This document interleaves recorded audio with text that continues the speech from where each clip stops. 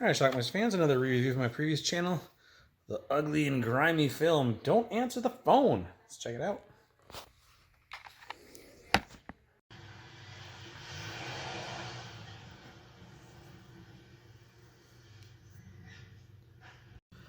Okay, our movie starts with this guy, I believe his name is Kirk Smith, and he's spying on what appears to be a nurse, maybe? Who is undressing.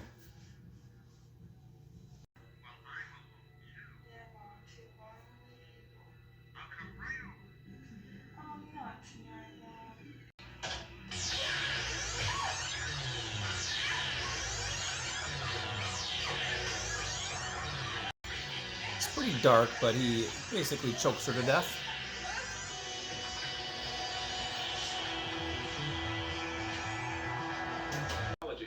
In keeping with station policy, we ask callers not to disclose their personal identities. And now, Dr. Gale. Thank you, and good morning out there. So this is our killer, Kirk Smith. He disguises himself as a Hispanic and calls Dr. Lindsay Gale's call-in radio show. So our killer basically likes stalking people. Pretty young ladies. I think this woman's name is Carol, and he follows her all the way home, and Carol likes to look at her chest in the mirror. Moments later, he breaks into Carol's apartment.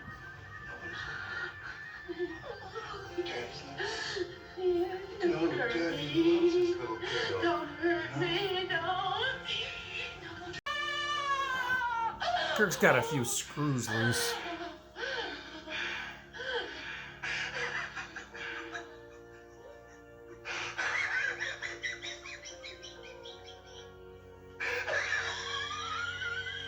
Studio really looks like. More coffee? No, thanks. I can't believe I'm this lucky.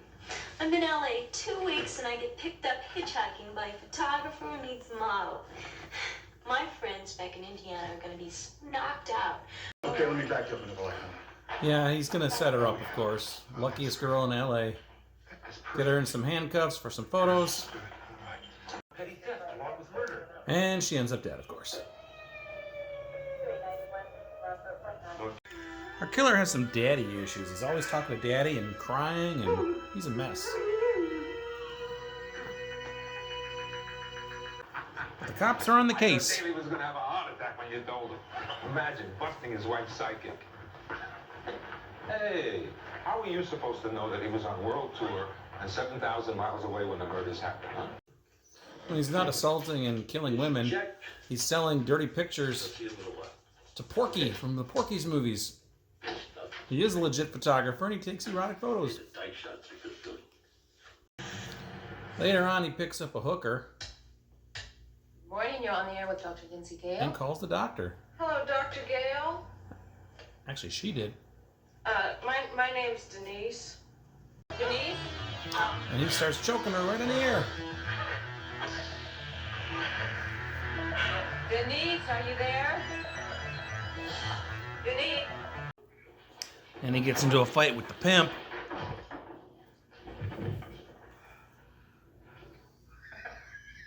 This is for your troubles. Dr. Lindsay brings the audio cassettes recorded from the radio show to the cops. This could cause uncontrollable urges to kill. Cops are looking for clues. Well, nobody's perfect. Hey, Winky. Now you give me the info, and I'll decide what it's worth. At the massage parlor. Get out of here. You got it. Pull it. It's a fun. What? Shit! Shit! They pinned this one on. Dump the cocaine. The cops probably followed you up here, you dumb nigger, you. Hey, who the fuck you calling dumb, asshole brat? Oh, police!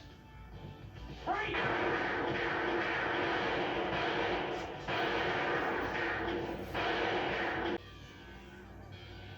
Do I measure up?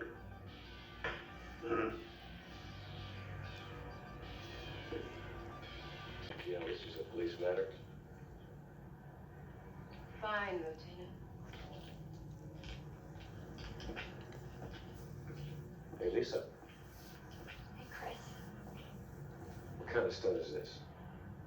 want you to go to the hospital. Lisa was a girl who was about to jump off the roof. And I'll stop by tomorrow to see you.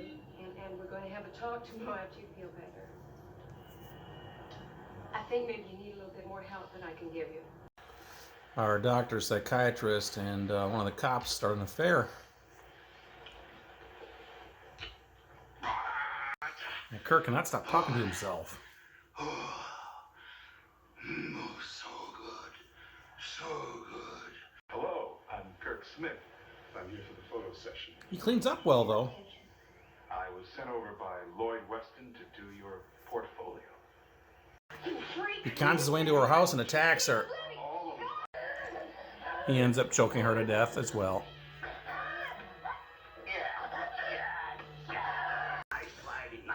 They find some portfolio pictures that Kirk left behind. They trace it back to Porky to see if he can help them. I got his address here someplace.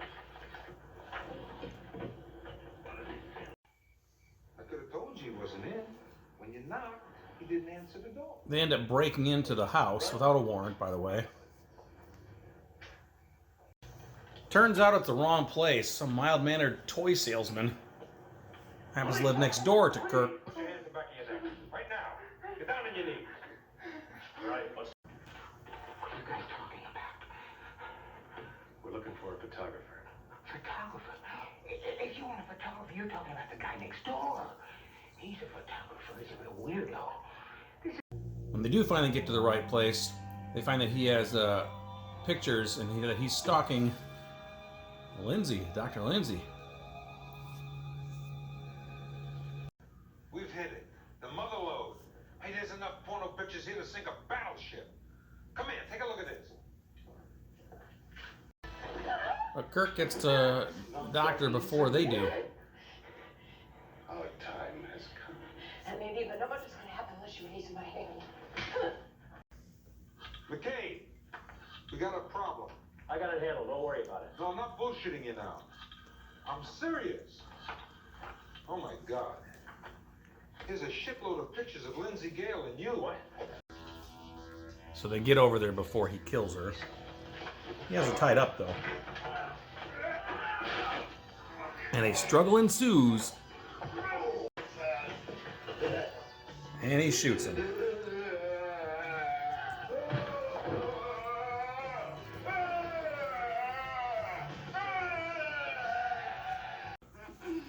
Rescue Dr. Gale.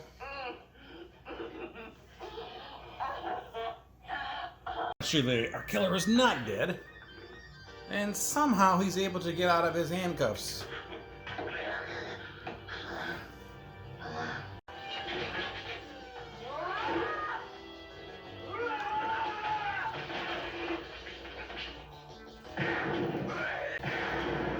This time he shoots the shit out of him, and that's our film. All right, let's talk about Don't Answer the Phone. Now, first and foremost, this is a review from about 5 years ago. I think that's the first time I saw this movie. This is the second time I saw it today.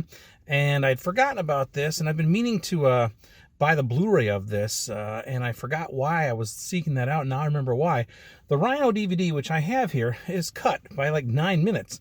And I think it's 9 important minutes. And when I say important, I mean violence, nudity. You know, apparently they took a TV print of this movie to put on this DVD. Why, Rhino? Why? I don't know. So, but whatever. I guess I've missed out on some of the good bits. But anyway, what we have here, pretty typical serial killer, slasher, rapey type of film. This guy named Kirk Smith, who is a maniacal murderer, as it says on here. He keeps listening to this radio talk show run by this host named Gail, I think is her name. She's like a psychiatrist or something. He keeps calling in, pretending he's like this Hispanic gentleman with problems, but really his only problem is that he likes to rape and murder women. And that's what's going on. I don't know where if they're in LA. I think they're in like LA area, some big city somewhere, or is it New York? I don't know. I think it's LA. But anyway, basically he spends the whole movie stalking people, killing them, stalking women and killing them, and that's what it is. The police are looking for him. He apparently he is a photographer also. In fact, he sells some erotic pictures to shit, who's the actor? Chuck something? The guy who plays Porky in the Porky's movies. Eventually he's like attacking this one woman, and he drops his portfolio. He actually is a legit photographer. Drops his portfolio, so the police have some pictures of him. So now they just got to track these pictures down. So they go to Porky, and he says, yeah, I recognize that this is Kirk Smith. He's a good photographer. He has good lighting, that sort of thing. They don't really think much of Kirk or much of Porky, but he gives them the address. So they go to the guy's house, but they end up going in it's like an apartment complex or something. They go into the wrong house, and the poor guy who comes there has just come from working from the toy factory or something. They break into his house without any cause, and they get in there and they hassle him, give him a hard time. They realize it's the wrong place. He's like, you want the guy next door. You know, who's going to clean up this mess? I'm going to report you, blah, blah, blah. But then they say, well, I could arrest you, and then you'll get an apology from the governor if you want to go that route. Which I'd say, yeah, let's go that route. But no, he backs down and says, okay, leave. And then they go next door. Eventually, they find some pictures next door of Gail, the psychiatrist, the radio psychiatrist. They said, aha, he's after her now. Now, our detective also happens to be having a relationship with Gail. They didn't get along at first, but now they do. So they've been sleeping together. So he hightails it over there, and he's there, the bad guy, and they have a shootout. And basically, they kill him.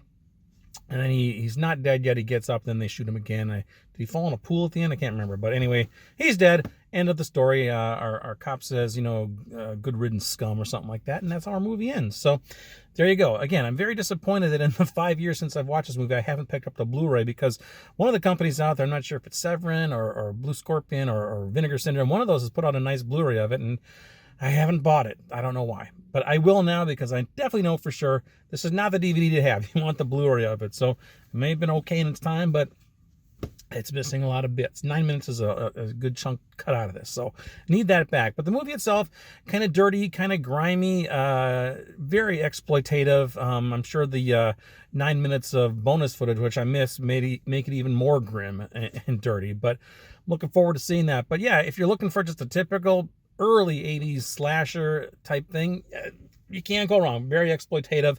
It's decent in that regard. So take it for what it is. Check it out. Leave some comments. Let me know what you think about it. It's called Don't Answer the Phone. Watch it. Bye. Let me know what I'm missing in that Blu-ray.